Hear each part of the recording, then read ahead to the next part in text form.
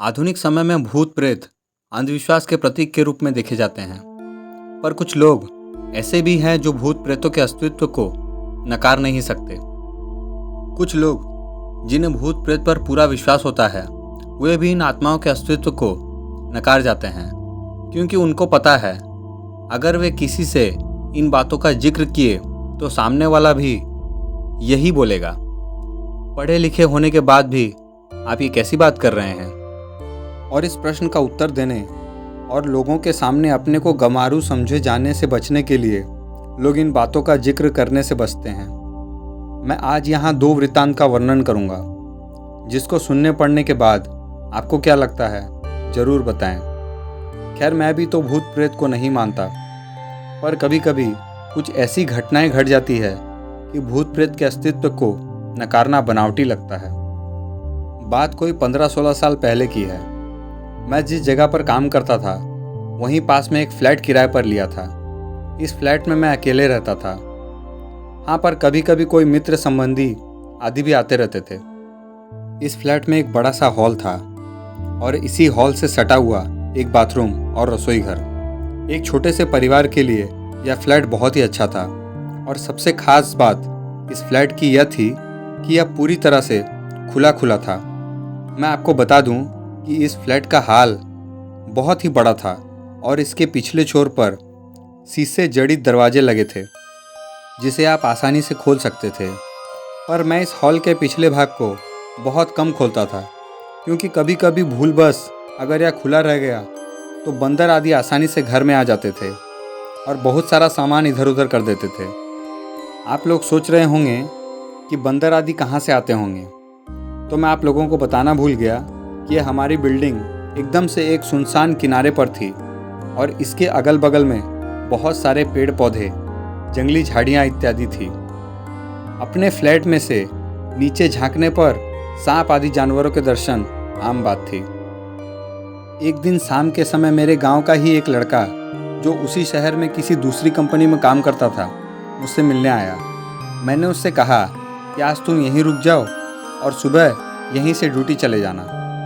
पर वह बोला कि मेरी ड्यूटी सुबह 7 बजे से होती है, इसलिए मुझे 5 बजे जगना पड़ेगा और आप तो 7-8 बजे तक सोए रहते हैं, तो कहीं मैं भी सोया ना रह जाऊं। अगर ऐसा हुआ तो मेरी ड्यूटी नहीं हो पाएगी। इस पर मैंने कहा कि कोई बात नहीं, एक काम करते हैं, 4 बजे सुबह का अलार्म लगा देते हैं और तू जल्दी से जाकर अपने लिए टिफ़िन भी बना लेना। पर हाँ, एक काम करना, मुझे मत जगाना। इसके बाद वह रहने को तैयार हो गया। रात को खा पीकर लगभग 11:30 बजे तक हम लोग सो गए। हम दोनों हॉल में ही सोए थे। मैं खाट पर सोया था, वह लड़का लगभग मेरे से 2 मीटर की दूरी पर चटाई बिछाकर नीचे ही सोया था। एक बात और, रात को सोते समय भी मैं हॉल में 0 वाट का बॉल जलाकर ही सोता था। अचानक लगभग रात के 2 बजे मेरी नींद खुली। यहाँ मैं आप लोगों को बता दूँ कि वास्तव में मेरी नींद खुल गई थी, पर मैं लेटे लेटे मेरी नज़र किचन के दरवाजे की ओर चली गई। मैं क्या देखता हूँ कि एक व्यक्ति किचन का दरवाज़ा खोलकर अंदर गया और मैं कुछ बोलूँ उससे पहले ही फिर से किचन का दरवाज़ा धीरे धीरे बंद हो गया। मुझे इसमें कोई हैरानी नहीं हुई, क्योंकि मुझे पता था कि गांव वाला लड़का ड्यूटी के लिए लेट ना हो इस चक्कर में जल्दी जग गया होगा। बिना गांव वाले बच्चे की और देखे ही ये सब बातें मेरे दिमाग में उठ रही थी। पर अरे यह क्या, फिर अचानक किचन का दरवाज़ा खुला और उसमें से एक आदमी निकलकर बाथरूम में घुसा। फिर से बाथरूम का दरवाज़ा भी बंद हो गया। अब तो मुझे थोड़ा गुस्सा भी आया, क्योंकि वह गांव का लड़का रिश्ते में मेरा लड़का लगता था। इसलिए मैंने घड़ी देखी और उसके बिस्तर की ओर देखकर उसे गाली देते हुए कहा कि बेटे, अभी तो 3 भी नहीं बजे और तू अभी से जागकर खटर पटर शुरू कर दिया। अरे ये क्या, इतना कहते ही अचानक मेरे दिमाग में यह बात आई कि मैं इसे गाली क्यों दे रहा हूँ, यह तो सोया है। अब तो मैं फटाफट से खाट से उठा और दौड़कर उस बच्चे को जगाया। वह आंख मलते हुए उठा, पर मैं उसको कुछ बताए बिना सिर्फ इतना ही पूछा कि क्या तू 2-3 मिनट पहले जगा था? तो वो बोला नहीं, तो वह फिर से सो गया। अब मेरे समझ में कुछ भी नहीं आ रहा था। मैंने हॉल में लगे ट्यूब को भी जला दिया था।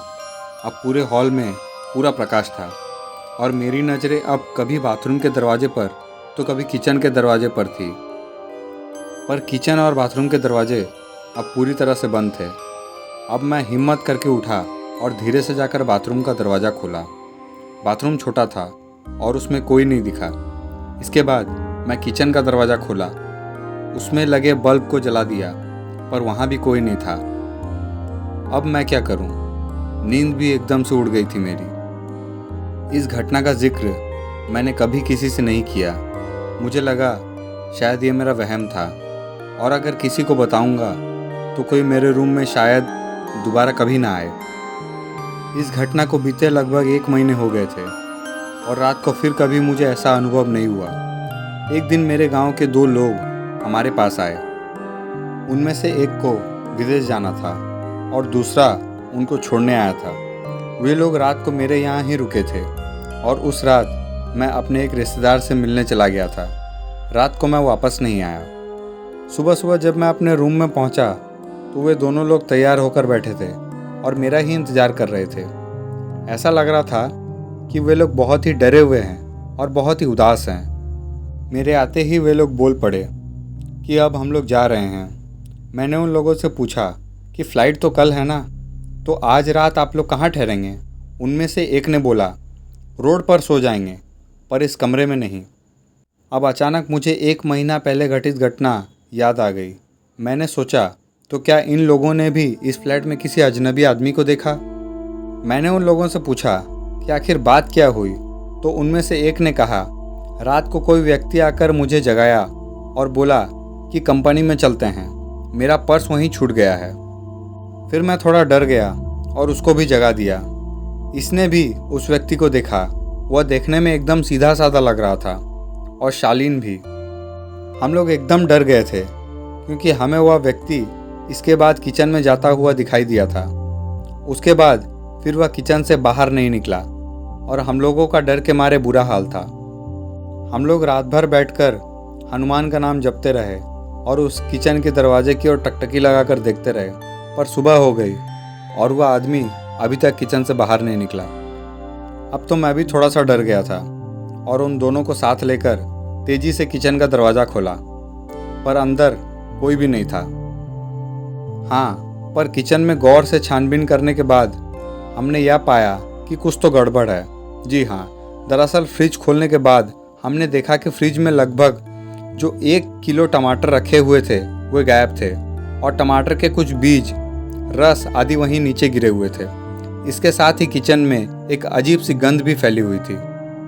खैर पता नहीं यह हम लोगों का वहम था या वास्तव में कोई आत्मा हमारे रूम में आई थी। मैंने इससे छुटकारा पाने के लिए उस फ्लैट को ही चेंज कर दिया। अब दूसरी बिल्डिंग में आकर रहने लगा। दोस्तों, यह एक काल्पनिक कहानी है।